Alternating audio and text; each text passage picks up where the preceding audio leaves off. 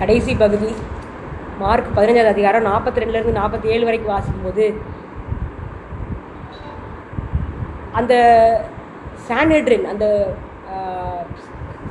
அங்கத்தினர்கள், அந்த கவுன்சில், சனகரிப் சபை, இன்னொன்று என்னது, அந்த ஆலோசனை சங்க கூட்டத்தில் ஒரு நபராக இருந்த அரிமத்தியா ஊரானாகிய யோசேப்பு அன்னைக்கு வந்து நிற்கிறாருங்க. அந்த கூட்டம் தான் மொத்தமாக சேர்ந்து இவரை ஆக்கினைக்குள்ளாக தீர்த்தது. ஆனால் அந்த இடத்துல இருந்தே ஒருத்தரை காட் ரைஸ் பண்ணுறாங்க பாருங்களேன். கடவுளால் முடியாத காரியம் ஒன்றுமே இல்லைங்க. இன்றைக்கி நம்ம படிக்கிற இந்த ஒவ்வொன்றுமே நம்ம வாழ்க்கையில் ஒரு வித்தியாசத்தை ஏற்படுத்துறது தான். நம்பிக்கைன்ற நிலைமையில் நம்ம போகவே கூடாது. இங்கே எல்லா கூண்டோடு அழிஞ்சு போனாங்களா? இல்லை, அங்கேருந்தும் ஒரு நம்பிக்கையின் ஒரு செய்தி நமக்கு வருது. அரிமத்தியனாகிய யோசேப்பு ஒரே இடத்துல மட்டும்தான் அவரை பற்றி இருக்குது. First time and last time அங்கே தான் அவரை பற்றி சொல்லப்படுது. ஆனால் அவர் பண்ண காரியம் மேன்மையானது. அவரோட இடத்த ட்ரேட் பண்ண நம்ம யாரும் விரும்ப மாட்டோம். தனக்குன்னு வைத்திருந்த கல்லறையை தேவாதி தேவனுக்கு கொண்டு போய் கொடுத்தாருங்க. புது கல்லறையில் வச்சுக்கோங்க. அது மட்டும் இல்லை, வச்சுக்கோங்கன்னு யார்கிட்ட சொல்கிறது? அவருக்காக நிற்கிறதுக்கு அன்றைக்கி யாருமே இல்லை. 3 வருஷம் அவர் பின்னாடியே போயிட்டு இருந்தாங்க சீஷர்கள்னு. நான் இனிமேல் உங்களை இப்படி சொல்ல மாட்டேன், சிநேகிதர் என்பேன், உங்களை ஊழியக்காரன்னு சொல்ல மாட்டேன்னு சொல்லி சிநேகிதராக பாவித்த சிநேகிதர் யாரும் அன்றைக்கி இல்லைங்க. குடும்பம்னு சொல்லி அவரை தேடிட்டு வந்த குடும்பம் அன்றைக்கி யாருமே இல்லை. அவருடைய கடைசி அடக்க ஆராதனையில் யாருமே இல்லை. ஃபீபிளாக இருந்த ஃபியூ மென். ஆனால் அன்னைக்கு வந்தாங்க 2 பேர். அரிமத்தியனாக ஊரை சேர்ந்த யோசேப்பு, நிக்கோதேமு.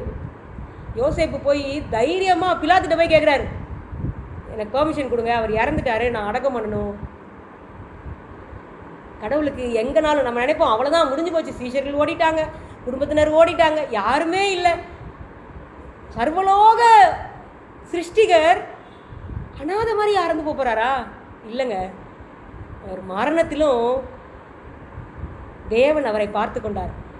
இன்றைக்கி நம்ம ஏன் நம்மளுடைய லைஃப் அவர்கிட்ட அப்படி ஒப்பு கொடுக்க முடியல? நம்மளால் இவங்க தப்பு பண்ணுறாங்க, அவங்க தப்பு பண்ணுறாங்க, எனக்கு விரோதமாக இவங்க அவங்கன்னு சொல்கிறோமே, அவங்க எல்லாம் நம்மளுக்கு ஏதாவது செய்ய முடியுமா? தேவ தூதர்கள் நம்ம சுற்றி எப்பயும் பாளையம் இறங்கி இருக்கிறத நம்ம ஏன் மறந்துடுறோம்? இன்னொரு ரொம்ப அழகான காரியம் பாருங்க. பிலாத்து இருதயத்தில் உந்தப்பட்டான். இவர் மேல் பொல்லாப்பு இல்லைன்னு இவனுக்கு தெரியும். ஆனாலும் அவரை கொல்றதுக்கு ஒப்பு கொடுத்தான்ல.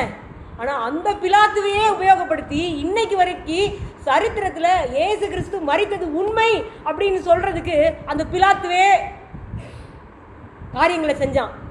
God can use anybody. அவருக்கு எதிர்த்து நிற்கிறவர்களையும் அவருக்கு சாதகமாக பிரயோஜனப்படுத்த ஆண்டவரால் முடியும். அவன் கேட்குறான் வந்து, அரிமத்தியா ஊரானாகிய யோசேப்பு வந்து கேட்குறாரு அப்படின்னு. அப்படியா, அதுக்குள்ளேயுமா இறந்துட்டாரு?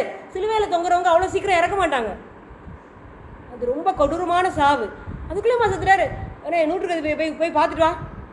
ஒரு நூற்றுக்கதிபதி, ரோம அதிகாரம் அன்னைக்கு இருந்த அந்த அதிகாரத்தில் இருந்த ஒரு அதிபதி போய் பார்த்துட்டு வந்து ஆம் இறந்து விட்டார் அப்படின்னு சொல்லி சரித்திரத்தில் எழுதி வச்சிருக்குங்க பைபிளில்.